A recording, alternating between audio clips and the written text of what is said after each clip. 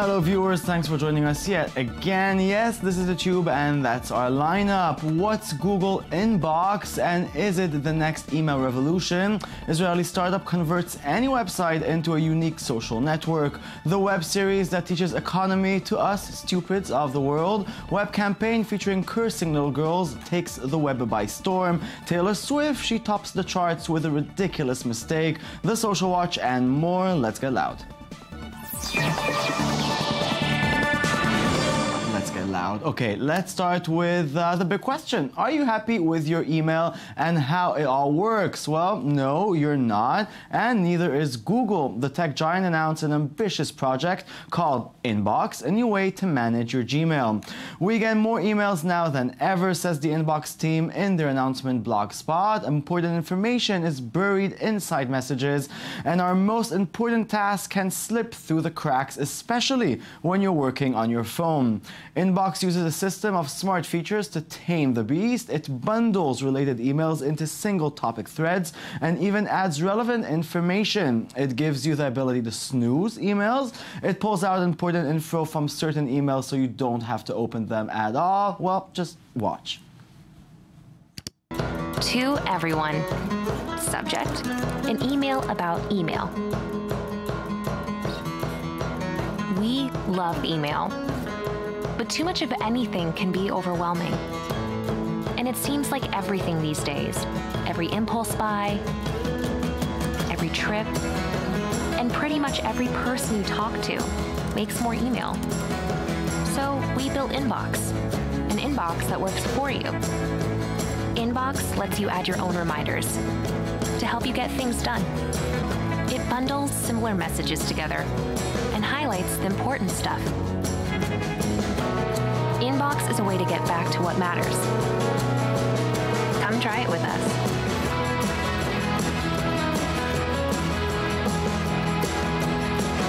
Your friends at Gmail.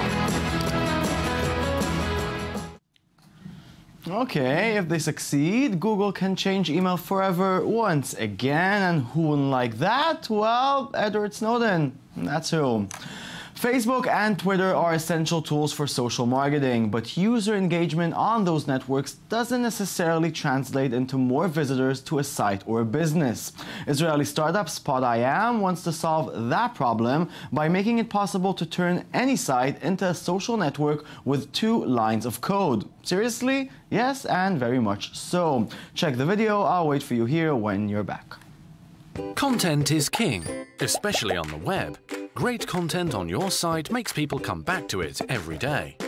You work hard on it, while Google, Facebook and Twitter founders become billionaires at your expense by monetizing your community discussions. When users find something exciting on your site, they immediately leave for a place to discuss it. That's just how the internet works today. All this happens out of your reach. Thus, those web giants are monetizing the discussion instead of you. Luckily, there is something you can do about it with Spot.im.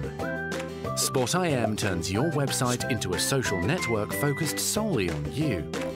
For the first time, now you can turn your users into faces and really get to know them.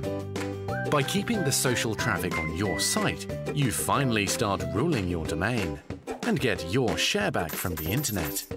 This can be your reality in just 5 minutes from now. Spot.im was founded by Nadav Shoval and Ishai Green. Green's previous startup, Soluto, won TechCrunch Disrupt in 2010. Then in 2013, Soluto was acquired for between $100 and $130 million by device insurance provider Asurion. But can Spot.im change the way commercial websites think about social networks? Well, with us in the studio is founder Nadav Shoval to tell us all about it. Good evening. Good evening. How are you? I'm all right. Okay, so it seems rather brilliant how the idea was born. So it's pretty easy. Initially, we started by just enabling people to communicate in clubs and stuff like that. Site owners came to us and say, guys, it's pretty cool. Why not just letting us to embed it to our websites, there is issue with Facebook. We gain more and more visitors on Facebook, and then when we want to reach them, we need to pay more for the reach. Therefore, we came up with the idea of just letting them to embed the Spot, this place where people communicate to their websites, and slowly to develop, and here we are today. So every place or every website can have its own community. Yeah. Yes, but indeed. with what? But if I'm the consumer and I like I don't know, like I have my 10 sites, I have to have to log in and make my own identity into each site, because now some sites you can comment as your Facebook user. Yeah. And it feels like that's enough. We're gonna have to be like lots of JSONs. So no, definitely not. It's the first distributed social network, and it's mean that once you log in, you can do it using Facebook, Twitter, Google, or LinkedIn to one of the sites. You are logging all over the web. So actually, any website that's using SpotIM, you'll be already logged in. So once you create the user with a profile, etc., you can contribute and talk with people on different topics. Not with my Facebook user. I need to make a SpotIM user. Okay. You create like 2 clicks. You connect with the social login.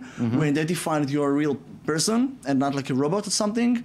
We enable you to start communicating, sharing your thoughts, and even meet people to one-on-one private conversations. Okay, so it started from the nightlife, from a club, you said. But now, what sort of sites do you imagine need this service, or it's going to work well with them? Yeah.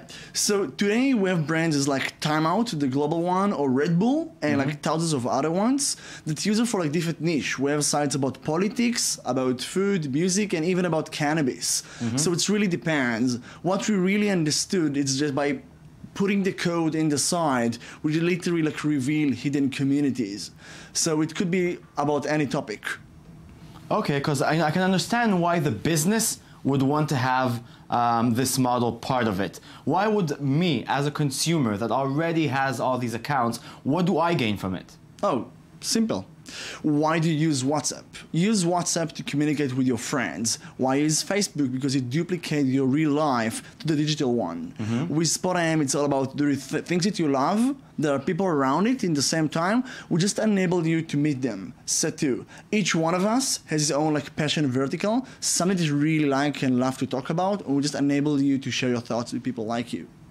So it's a community around the site. Yeah, I think that's cool. You know, many people now are many people call you the anti-Facebook. They do. Why do you think, or do you identify with all the hatred Facebook is getting? People are looking, well, to kill it. Well, Facebook is a meta thing, and I honestly don't understand why they think we're the anti-Facebook, because Facebook, you know, it has its own goal. You go to Facebook to talk with your friends. SpotIM, it's the opposite. It's to talk about topics and things that you love with people that you still don't know. Yeah, but you want them to become your friends. The thing is, will they become eventually your Facebook friends? You know what I mean? I don't know. We can see this is why we develop native mobile apps. So the experience, someone go to a site, let's take Red Bull, for example. Okay. So people that are extremely passionate about extreme sport go to Red Bull, start to communicate with others, and they just add them to private conversation, and they continue to talk with them on the mobile. It's just flipping the thing, because now, you know, all of our friends have more or less common interests, and then they share content on Facebook, and then I see content that interests me, and the content goes on Facebook. You want to flip it. That's it. Okay, well, good luck. Flips are hard. It's changing the way people... We don't really flip it because it's already working. We see it. And the reason for that is because today, publishers and sites work so hard to create the content. Yes, it's extremely hard and expensive to do so. And then afterwards, just export the community to these giants like Facebook, Twitter, Google+. We just enable them to keep it on their website. It's already happening. People already go to Facebook and Twitter. So why should a publisher export the community to other websites? It's not logical at all. Oh, well, you know, we just said that your partner his latest startup made a lot of money, and we're talking about Facebook. What's the plan with SpotIM being bought for a whole lot of money, even if it's Facebook? No, definitely not. So, I'm giving you $100 million. No, so this is not the goal. $1 billion. So it's honestly, like I once started to say, what is the real cause for such? I'm one of the youngest CEOs in Israel, so why should How I old are even? you? 24. You're 24? Yeah, I'm 24. Okay, leave the studio. Yeah, I'm sorry. So, Okay, but you're not a millionaire yet. no. Okay. But so the goal was here really, how can we help people to connect around topics? And this is something that I was doing since I was a really child. I was using IRC and chats. So you're not gonna we have to finish. So you're not gonna get bought by. Okay, we'll see. I have a feeling we're gonna hear about you in the future. Thank you very much for coming. Thank you very much. Let's move on. He's 24. Okay, let's face facts. We are all financially illiterate, but Morgan Spurlock wants to change exactly that. Spurlock, famous from doco activism achievements such as Super Size Me, produces a series of short films called We the Economy, 20 short films you can't afford to miss. The 20 short documentaries, directed by a handful of well-known directors, tackle everything from Wall Street to the Federal Reserve to what the government has to do with our money. The movies can be seen on all the web platforms at Netflix, Vimeo, iTunes, Amazon, and more. So here is a part of the episode on regulation, starring none other than comedian Patton Oswalt and Werner Herzog. Yeah, him. Look. I just wanted to sell my pomade, but that man cheated me. You are vile. You are vile and debased. This is regulatory capture, and you are lobbying big business, AKA greed. Nothing but greed. And it reminds me of the jungle, where everything, everyone, all the lianas, all the plants are just jockeying, are just wildly out for the little bit of sunshine, and they all kill each other. And that's what you do to the American dream. Publicly, big business claims that they're for less regulations. But behind the back of all of you, they are just lobbying for more because they want to destroy small businesses that cannot afford the regulatory system. If Mr. Smith could go to Washington today, he would filibuster you back into your Big Bang wormhole you have slithered out of. And he's 24. Okay, there are two very dirty F words in the English language. One of them is, unfortunately, feminism. But that's slowly changing, thanks God, with the help of web activism campaigns such as FCKH8, which uses adorable little girls dressed as princesses and swearing like pirates to promote gender equality. The web campaign is, well, pretty shocking. I was shocked, but it also manages for all the dressed up frills to really slap you in the face with the cold, hard facts about modern sexism. We worry about little girls cursing, but we should really worry that 1 out of 5 of these girls will be raped. Here's a clip. It's fully blipped. Pretty. Pretty. What the f***? I'm not some pretty f***ing helpless princess in distress. I'm pretty f***ing powerful and ready for success. So what is more offensive? A little girl saying f*** or the f***ing on equal and sexist way. Society treats girls and women. It's our future. So listen up, grown-ups. Here's some words more f***ed up than the word pay inequality. Women are paid 23% less than men for the exact same work. And women who graduate university with straight A's get paid as much as men who only got C's. So bad grades equal more bank just because you're a boy? Hello and hell no. Pay up, motherfucker. I shouldn't need a penis to get paid. Rape and violence. Up fact. 1 out of every 5 women will be sexually assaulted.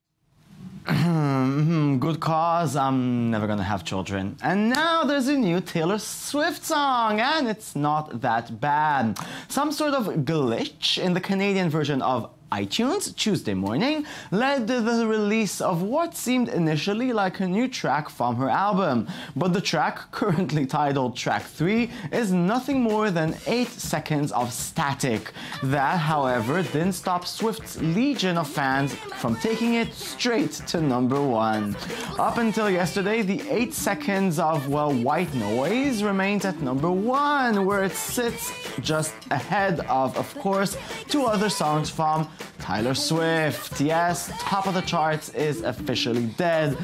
May you rest in peace. And now for the most surprising viral song of the week. It comes from Rob Cantor, who, like most of us, is afraid from one Hollywood big shot. My brother, my lover, Shia LaBeouf, be afraid.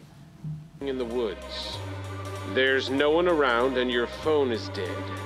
Out of the corner of your eye, you spot him. Shia LaBeouf.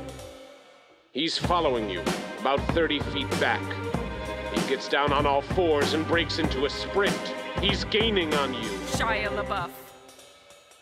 You're looking for your car, but you're all turned around. He's almost upon you now, and you can see there's blood on his face. My God, there's blood everywhere. Running for your life from Shia LaBeouf. He's brandishing a knife. It's Shia LaBeouf. Lurking in the shadows. Hollywood superstar Shia LaBeouf. Living in the woods. Shia LaBeouf. Killing for sport. Shia LaBeouf. Eating all the bodies.